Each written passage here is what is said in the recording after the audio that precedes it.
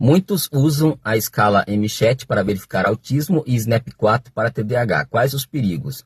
O grande perigo disso aí é pegar somente os resultados ali dessa escala de rastreio, tá? Que é bem diferente de outras escalas mais avançadas, e definir diagnóstico. A partir das respostas da família, eu vou dar TDAH por conta do SNAP-4. O SNAP-4 é uma escala de TDAH que vai de 1 a 18 questões, né, sendo de 1 até 10 para avaliar a desatenção e de 10 a 18 hiperatividade e impulsividade.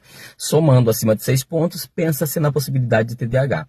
O grande perigo é que muitas pessoas usam isso como conclusivo, e investigar TDAH não é fácil. Não é fácil e eu não recomendo para qualquer pessoa, tá? Existe um estudo sistemático, ampliado, sistêmico mesmo, tá? A mesma coisa no chat, tá? Piorou, tá? Porque as questões podem ser interpretadas de várias maneiras. Tomar cuidado.